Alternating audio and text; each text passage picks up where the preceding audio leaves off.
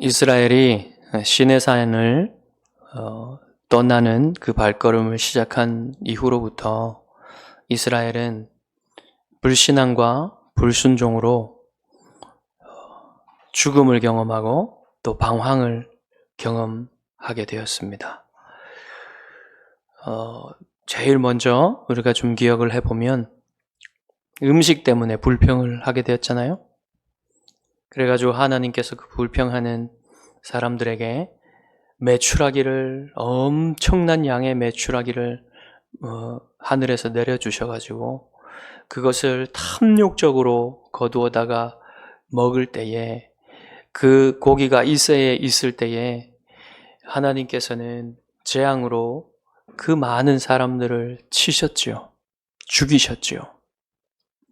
그리고 또 미리암과 아론이 모세의 권위에 반역을 하면서 모세의 권위에 의문을 제기하면서 하나님께서는 그들에게 분명히 하나님과 백성 사이에 모세만을 세워주셨다는 사실을, 모세를 최고의 권위의 그 자리에 세워주셨다는 사실을 하나님이 보여주심으로써 어떻게 하셨냐면 미리암에게 아주 심각한 피부병을 주셔가지고 진영 밖으로 쫓겨나서 7일간 격리를 해야만 했지요.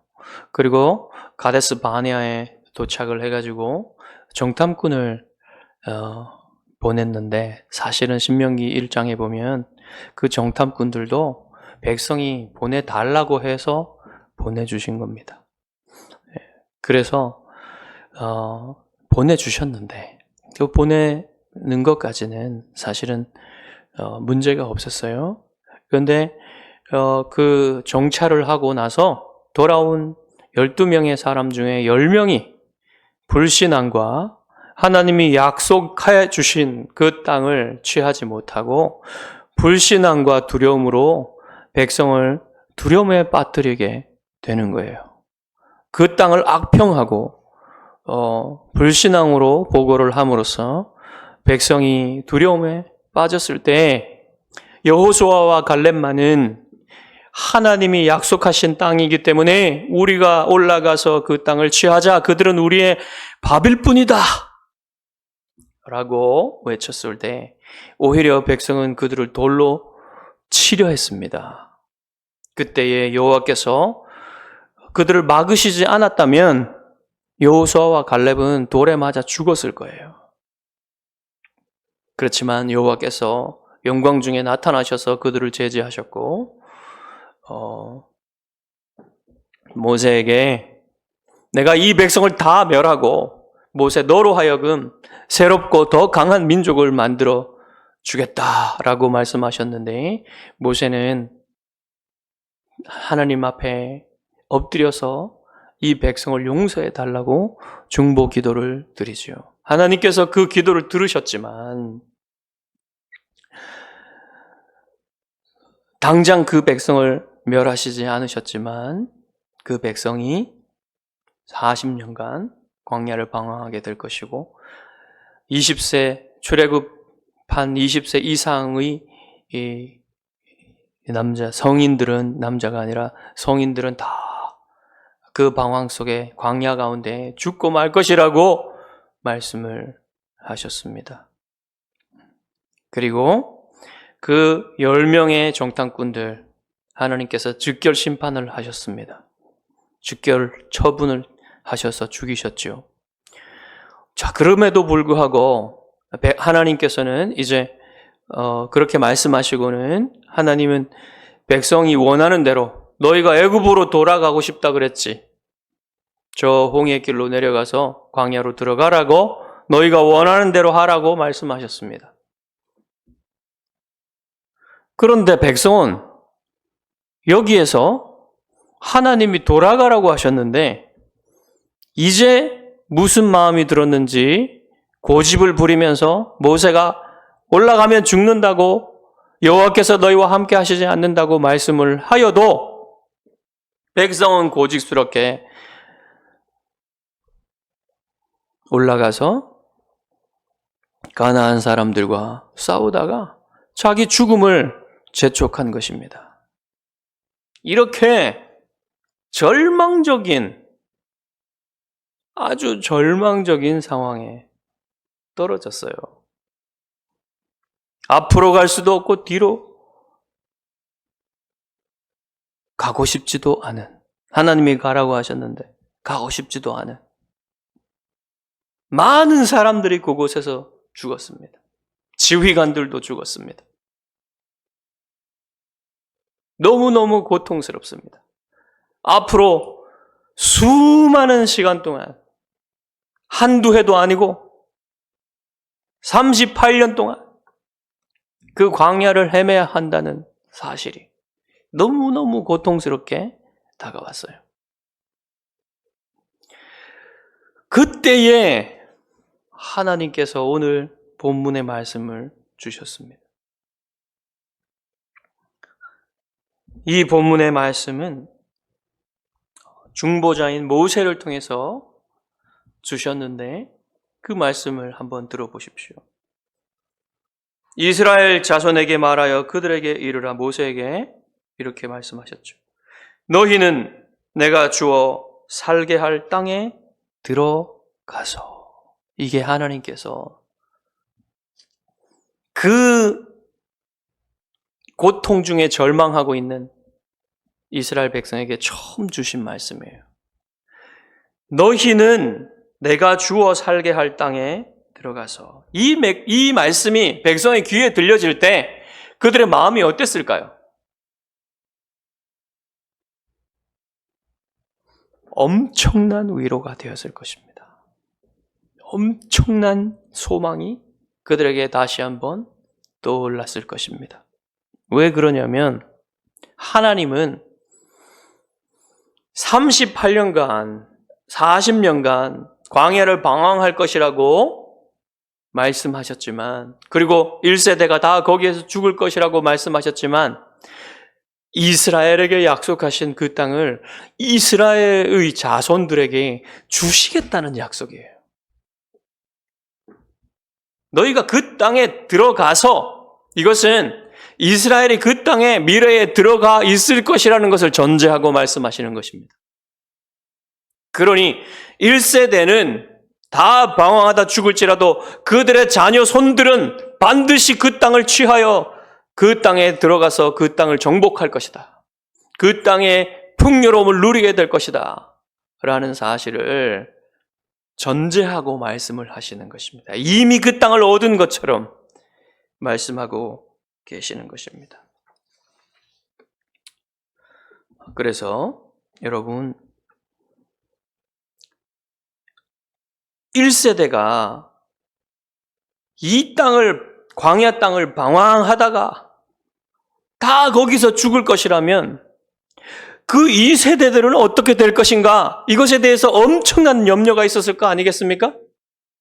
이들도 다 그냥 여기에서 방황하다가 다 흩어질 것이 아닌가, 죽을 것이 아닌가. 이런 염려가 엄청나게 됐을 거 아닙니까? 그러한 염려를 더하는 그러한 염려에 하나님께서 그것이 아니라고 소망을 가지라고 말씀해 주신 거예요. 이게 얼마나 소망스러운 말씀이겠습니까? 하나님께서 우리를 완전히 버리신 것이 아니시구나. 그러한 위로가 이스라엘에게 주어졌던 거예요. 여러분, 하나님의 사랑이 얼마나 놀랍습니까? 그토록 불평하고 하나님을 믿지 않고 주신다고 약속을 했음에도 불구하고 믿지 않고 그렇게 음식을 불평하고 기적적인 하나님의 만나가 내림에도 불구하고 계속해서 불평하고 권위를 의심하고 하나님의 권위를 인정하지 않고 하나님께 반역하는 이러한 백성에게 하나님이, 여러분, 우리라면 어떻겠습니까? 그런 친구, 그런 자녀, 그런 아내, 그런 남편이라면 어떻겠습니까, 여러분? 참, 저라면 사랑하기 힘들 거예요. 그러나 하나님은 끝까지 사랑하십니다. 때리시지만 다시 어루만져 주시고 상처를 싸매시고 끝까지 사랑하시는 거예요. 여러분, 우리가 이 땅에서 방황하고 때로는 믿음이 부족하여 넘어지고 하나님께 반역적인 죄악을 범할 때도 있지만 하나님은 그 행위 때문에 우리를 버리시지 않습니다. 왜요? 예수 그리스도께서 우리를 위해서 대신 죽으시고 부활하셨기 때문에. 하나님은 우리를 예수 그리스도 안에서 끝까지 사랑하시고 저 천성까지 데려고 가실 것이란 말이에요. 이 소망이 주어지는 것입니다. 자, 이어지는 말씀은 하나님의 이 사랑이 구체적으로, 하나님의 이 풍성한 은혜가 구체적으로 어떻게 될 것인가, 이것을 더욱더 말해주고 있습니다. 여호와께 화제나 번제나 서원을 갚는 제사나 낙헌제나 정한 절기제에 소나 양을 여호와께 향기롭게 드릴 때에, 이 말이 뭡니까? 그 땅에 들어가서 너희들이 나에게 제물을 바칠 것이다. 제사를 드릴 것이다. 이러이러한 제사를 드릴 것이다. 이 말은 무슨 말입니까? 너희들이 바쳐야 한다. 나에게 바쳐야 한다. 이러니까 부담스러워해라. 의무감을 가지고 해라. 이런 말일까요? 그것도 아닙니다. 이 말씀도요, 이스라엘 백성에게 어마어마한 위로를 주는 말씀이에요.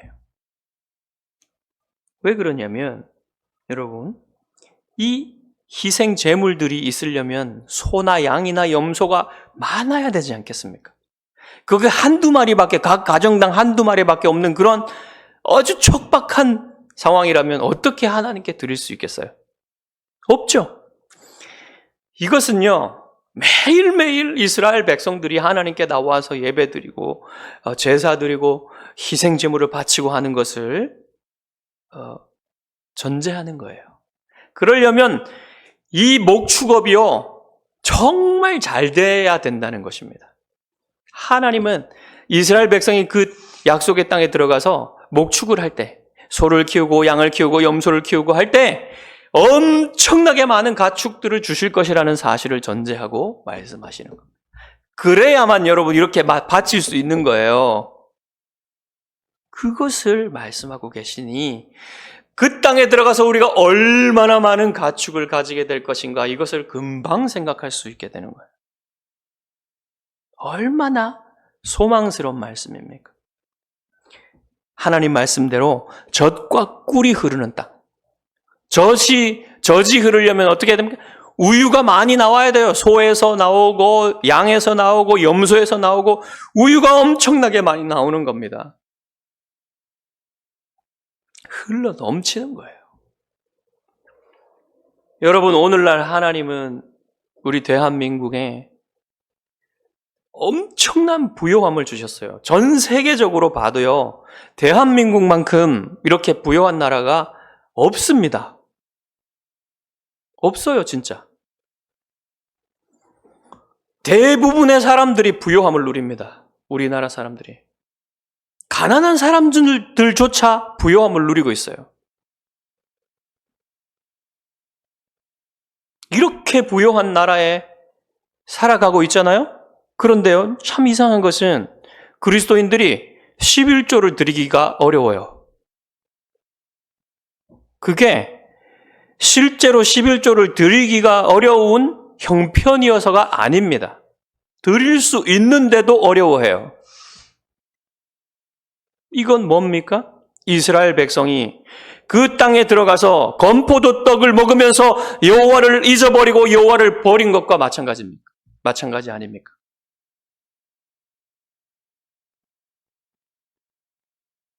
이렇게 많이 주셨는데 오히려 더 하나님께 드리기를 어려워합니다.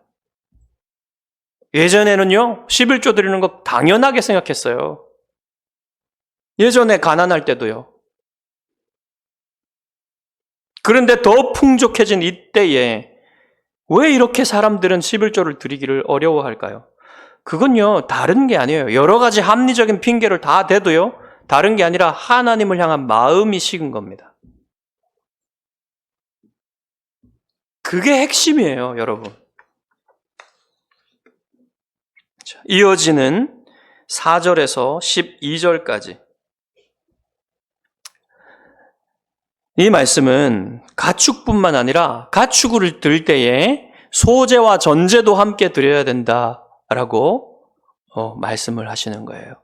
소제는 곡식 제물로 드리는 거예요. 곡식 가루와 거기에 기름을 섞어서 드리는 게 소제고요. 그다음에 전제는 부어 드리는 제물을 말합니다.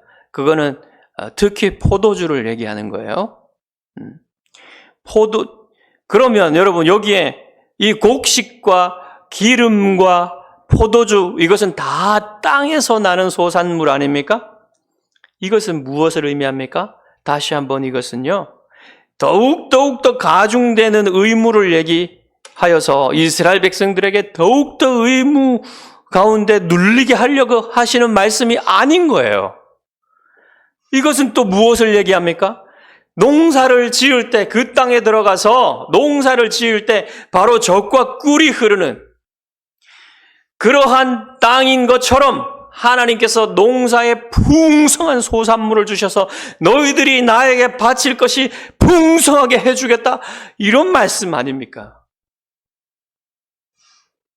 이 말씀도요, 지금 광야를 헤매고 지금 광야에서 이토록 절망적인 이스라엘의 마음속에 그 풍요로운 땅에 대한 소망이 엄청나게 위로로 주어졌을 것입니다. 이 말씀이요, 다 하나님께서 위로하시는 말씀이에요.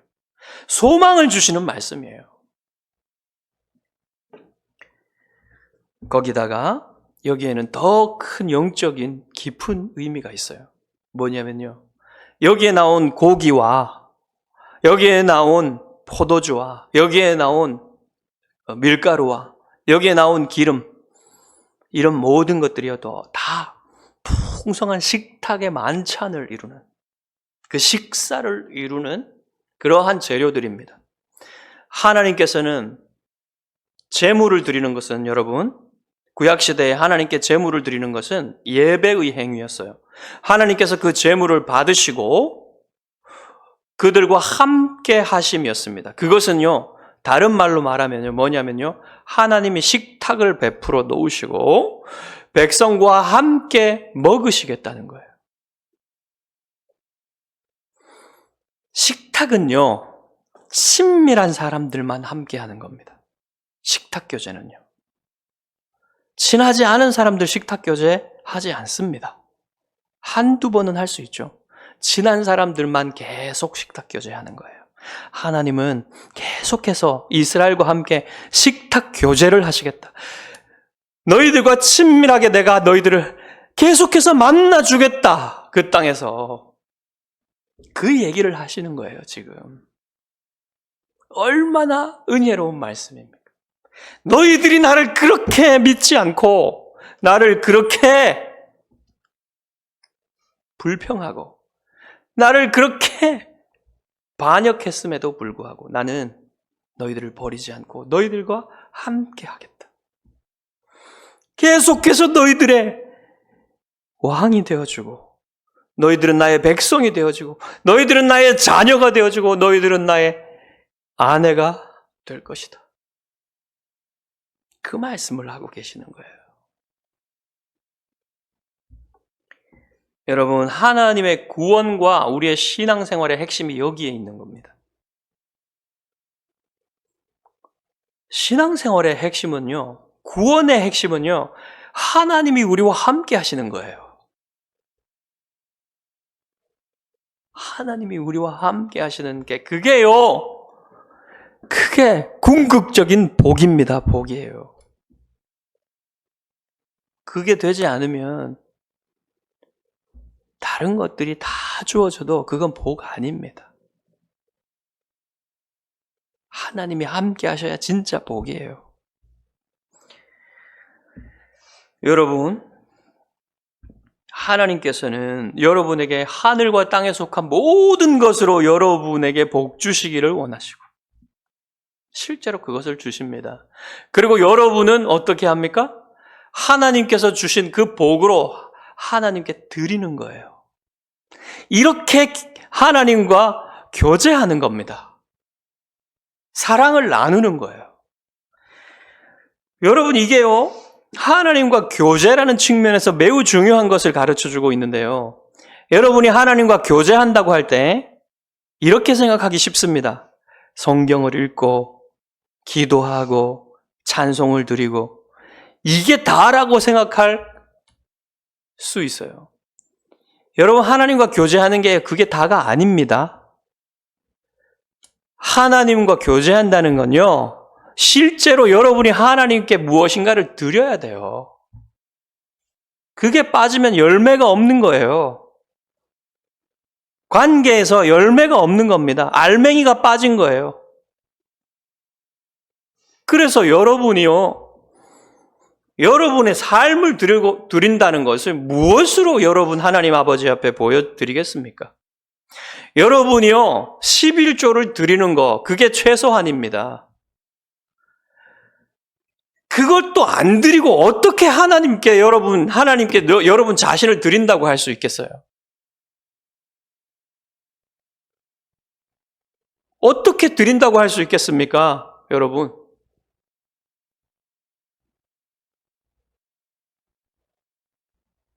그게요, 여러분, 실제적인 교제는요, 실제적인 사랑의 관계는요, 희생하고 주지 않으면요, 될 수가 없어요.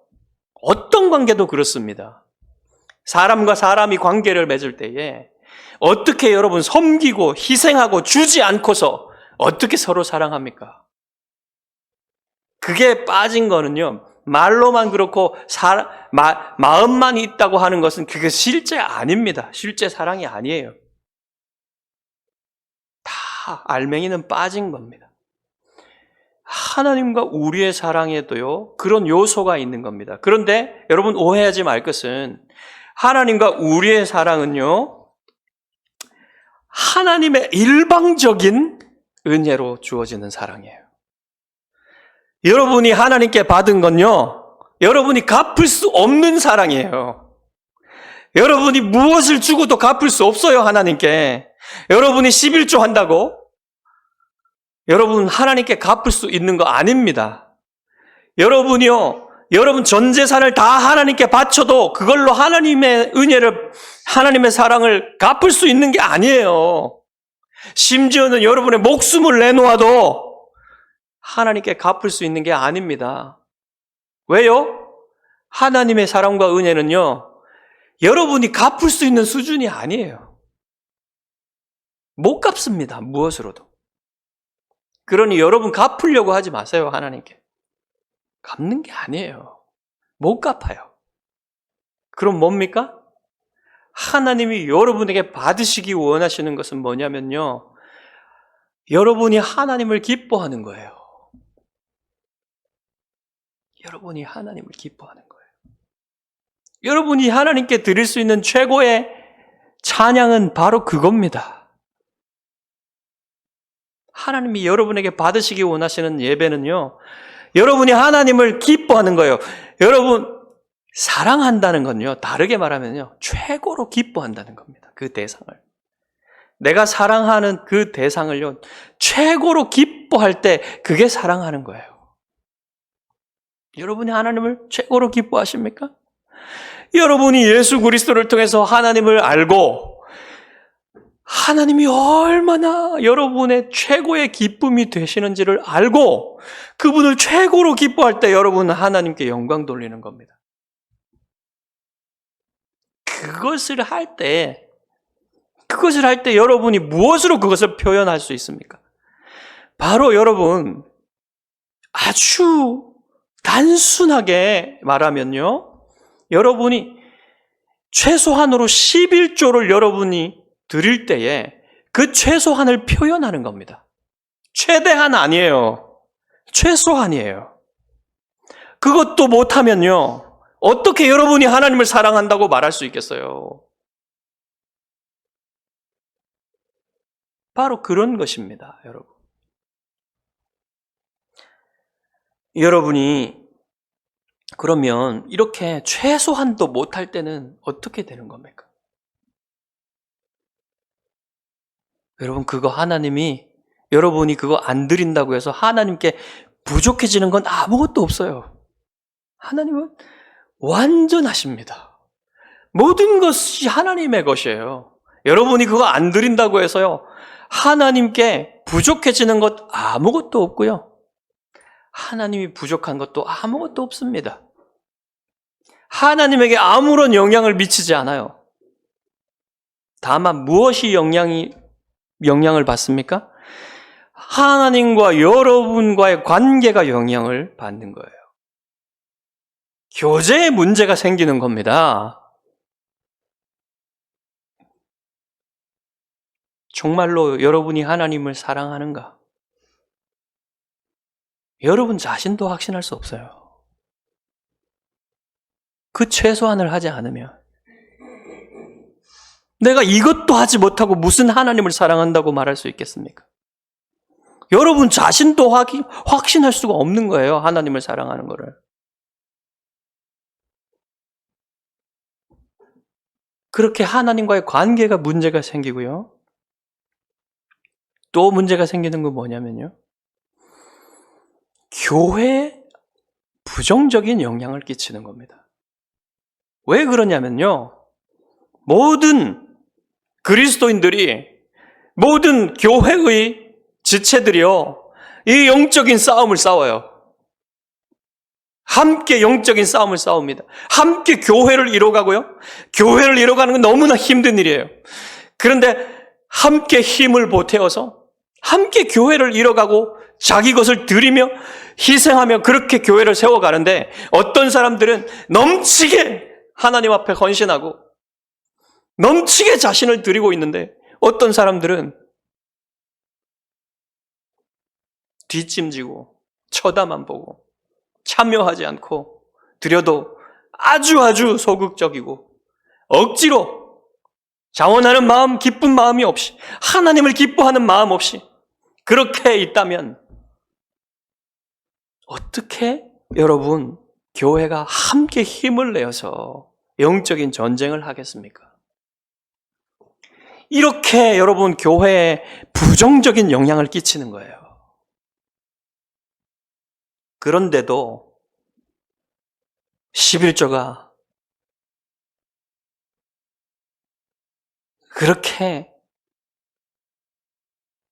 강조되지 않아도 되는 것처럼 그렇게 함부로 말하는 사람들이 많이 있습니다. 요즘에. 그렇게 말하지 말길 바랍니다. 13절에는 또 하나의 위로와 소망을 주는 말씀이 계속됩니다.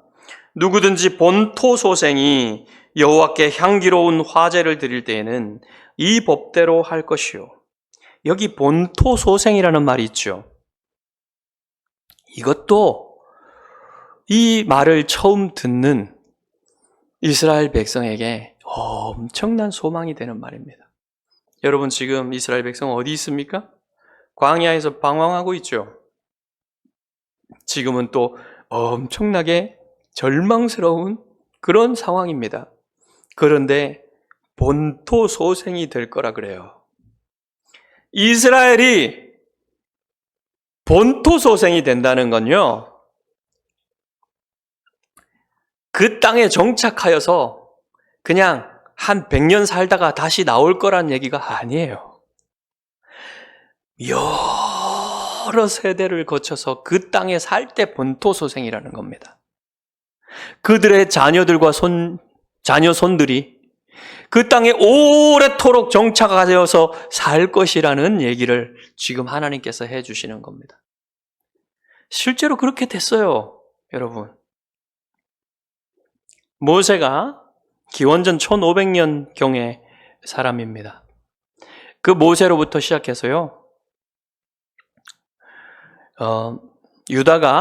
남유다가 바벨론에 완전히 그 멸망할 때까지 멸망한 것은 기원전 586년이에요. 그러면 거의 900년, 약 900년 정도를 그 땅의 주인으로서 그 땅에 차지하고 살았단 말입니다. 이스라엘 백성이. 엄청나게 긴 시간 동안 하나님은 그들을 그곳을 누리고 살게 하셨어요. 아브라함에게 약속하신 땅의 약속이 실현된 겁니다. 자, 이러한 소망이, 이 소망스러운 하나님의 위로가 계속되고 있는 거예요. 자, 여기서 또 이제 본토인이 되었을 때 거류민들과 외국인들이 하나님께 나와서 예배드리려 할 때 너희들과 똑같이 하도록 해주어라, 이 말씀을 하십니다. 그것은요, 이미 하나님은 이스라엘 백성을 부르시고 하나님이 이스라엘을 그 땅에 심으신 때에는 모든 이방 민족들을 하나님께로 불러서 하나님을 예배하도록 하는 하나님의 목적이 있었다는 사실을 보여주는 겁니다. 선교적인 목적이 있다는 사실. 그래서 이스라엘 백성에게 너희들이 열린 마음으로 이방인들을, 외국인들을 받아들여라. 그들도 나에게 와서 예배 드리는 것을 막지 마라. 이렇게 말씀하시는 겁니다. 오늘 우리 교회는 더 그렇지 않습니까? 예수 그리스도를 통해서 이미 이방인과 유대인의 경계가 사라지고 벽이 다 허물어진 이때의 모든 교회는 저 모든 예수 그리스도를 알지 못하는 모든 백성에게 나아가서, 민족에게 나아가서 그리스도의 복음을 전하라는 하나님의 뜻이 더 분명하지 않습니까? 교회는 그래 선교해야 되는 거예요.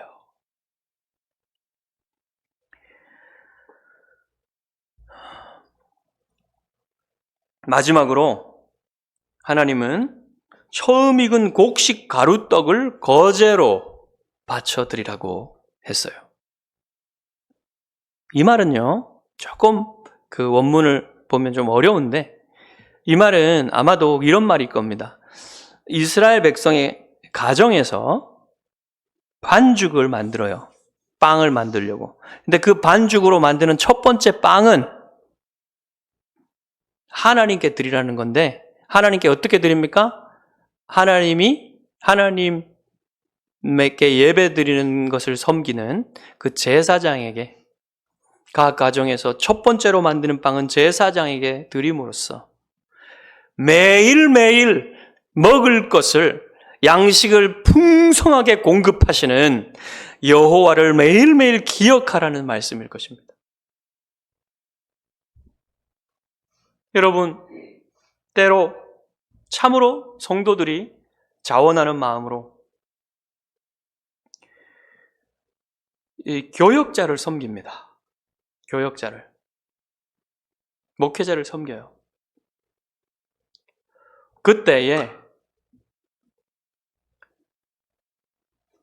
참으로 자원하여 기쁜 마음으로, 그렇게 하나님을 섬기는 마음으로 그렇게 가지고 오시는, 그렇게 교역자를 섬기는 마음을 볼 때 참으로 기뻐요. 고맙고 감사합니다.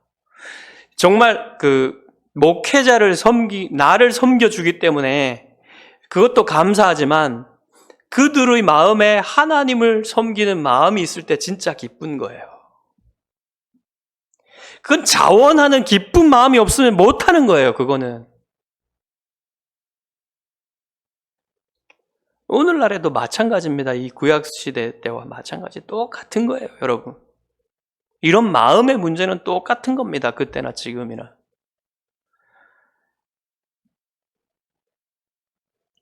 오늘 본문 전체는 다 하나님께 드리는 것에 관한 얘기죠.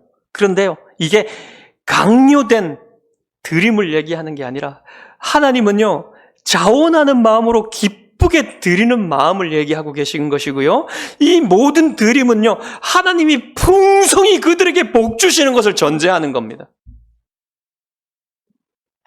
얼마나 많이 주십니까, 하나님께서?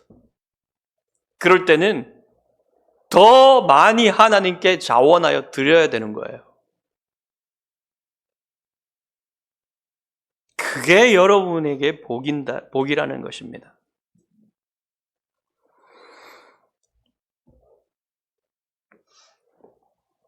여러분, 헌금은요, 결코 강요하면 안 돼요. 강요해서 할 수 있는 게 아닙니다. 자원하는 마음으로 드려야 정말 그게 여러분을 자유케 하는 복이 되는 거예요. 여기에는 중요한 영적인 원리가 더해져 있습니다. 자, 하나님께 드리는 것은 사실상 여러분이 무엇인가 하나님께 더해드리는 것이 아니고 드리는 사람에게 복이 된다는 거예요. 드리는 사람에게. 왜 그러냐면요.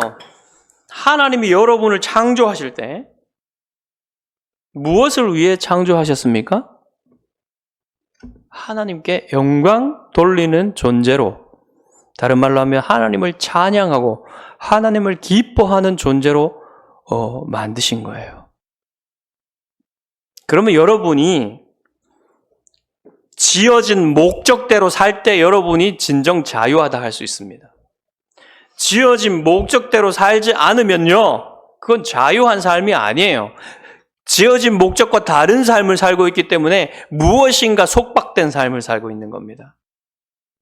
그래서 여러분이 진정으로 하나님께 드리는 삶, 여러분 자신을 드리는 삶, 하나님의 영광을 위해 자신을 드리는 삶을 살지 않으면요, 분명히 무엇인가 여러분은 무엇인가 다른 것에 속박되어 있고 다른 것을 섬기고 다른 것에 자신을 드리는 삶을 살 수밖에 없습니다. 사람이 그래요, 여러분. 예수님이 뭐라고 말씀하셨습니까? 마태복음 6장 24절에 한 사람이 두 주인을 섬기지 못할 것이니 혹 이를 미워하고 혹 저를 사랑하거나 혹 이를 중히 여기고 저를 경히 여김이라. 이것을 가볍게 여기면 이것을 무겁게 여기고 이것을 무겁게 여기면 이것을 가볍게 여기게 되고 이것을 사랑하면 저것을 사랑하지 못하는 거예요. 최고로 사랑하는 것은 그렇단 말입니다.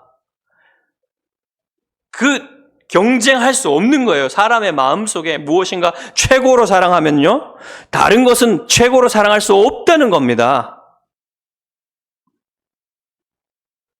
자, 그러면 너희가 하나님과 재물을 겸하여 섬기지 못하리라. 이런 거예요.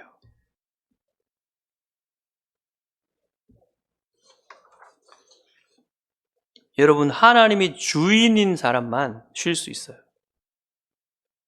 하나님으로 만족하는 사람만 진짜 자유할 수 있어요. 그러지 않은 사람은 마음에 자유함이 없습니다. 쉼도 없어요.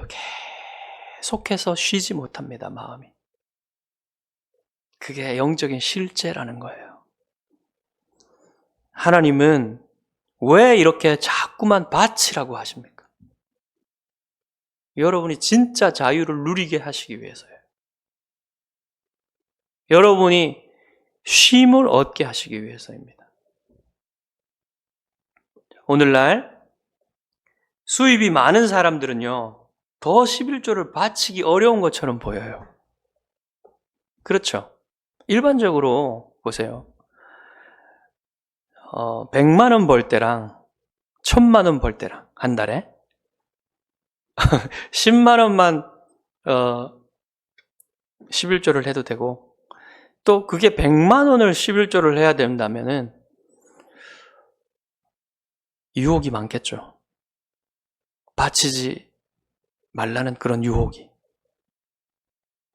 그래서 그런 것 때문에 아예 신앙생활을 멈추는 사람도 있습니다. 그것이 다는 아니겠지만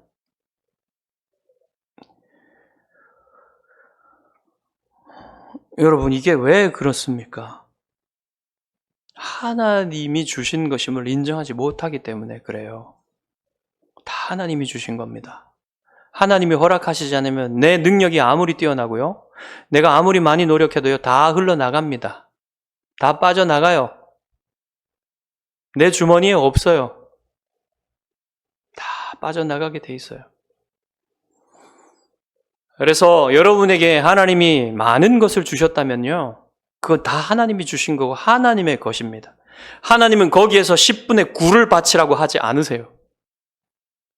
최소한 10분의 1만 바치라고 하십니다. 그것이 굉장히 은혜로운 겁니다, 여러분. 그리고 이것은 여러분에게 어떤 부담감과 의무감과 이런 것으로 여러분을 힘들게 만드시기 위해서 그러신 게 아니에요. 말씀드렸듯이 그것은 여러분을 진정 자유케 하시기 위해서, 여러분을 쉬게 하시기 위해서 그렇게 하시는 것입니다. 그렇게 하나님께 드리고 하나님과 그렇게 교제하는 사람은요, 하나님이 왜 그를 부유하게 하시고 싶지 않으시겠습니까? 11조 하면 다 부자 된다는 그런 말 아니에요, 여러분. 하나님을 믿고 드리란 말입니다.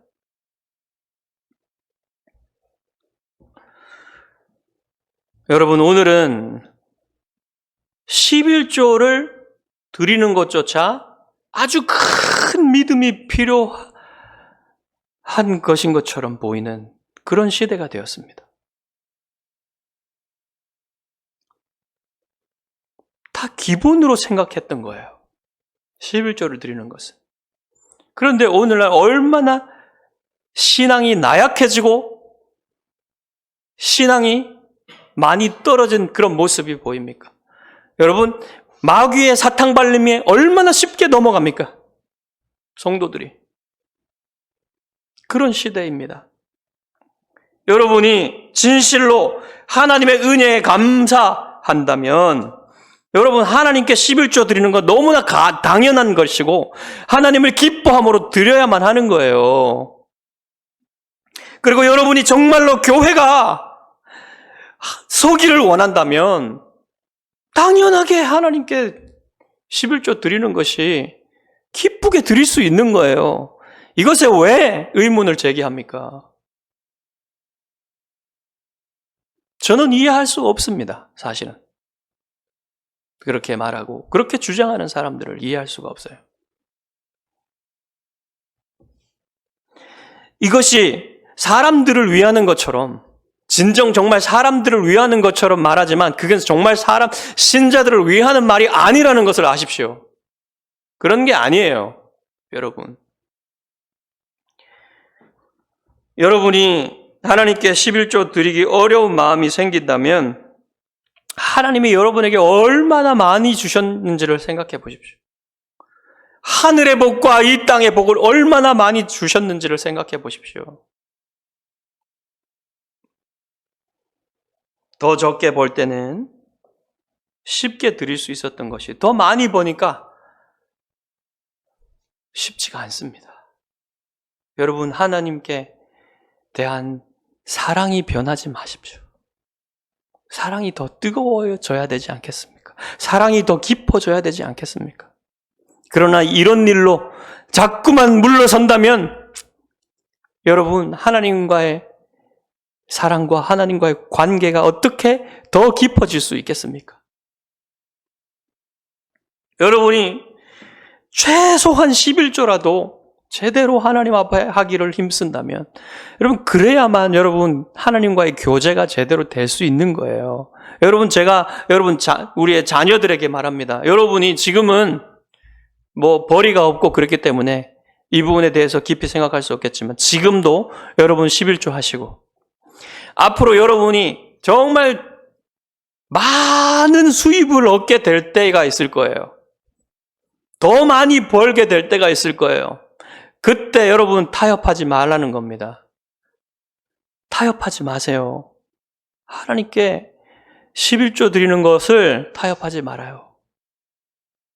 정말 여러분 지금부터 그 부분에 대해서 분명히 여러분의 마음속에 새겨 놓으십시오. 그래야만 여러분이 영적인 자유를 누릴 수 있고 쉼을 얻을 수 있습니다. 이것은 제가 11조라는 이것을 중심으로 말하고 있기 때문에 그렇지만 하나님께 드리는 것이 다 그렇습니다, 여러분. 정말 여러분이 이렇게 믿음으로 하나님께 드리는 것을 통하여 하나님을 여러분이 사랑하신다는 것을 표현하고 또 하나님 안에서 자유와 쉼을 누리는 여러분 되시기를 주님의 이름으로 축복합니다. 기도하겠습니다.